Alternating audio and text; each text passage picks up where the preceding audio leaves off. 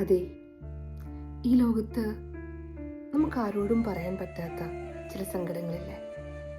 എല്ലാ സങ്കടങ്ങൾക്കും ഒരു കാരണമുണ്ടാവും, അല്ലേ?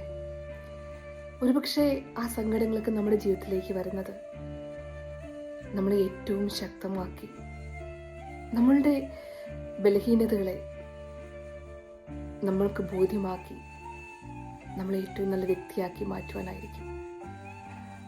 ആ വേദനകൾ കാരണക്കാരായവരോട് നമുക്ക് പകയോ വിദ്വേഷമോ വെറുപ്പോ ഒന്നും കൊണ്ടു നടക്കേണ്ട ആവശ്യമില്ല.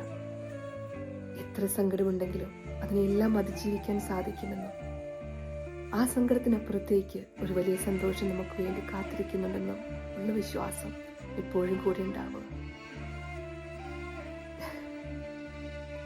ചിലപ്പോൾ തോറ്റുപോകുന്നത് ജീവിതത്തിൽ നമ്മളെ ഏറ്റവും ശക്തരാക്കാനാണ്.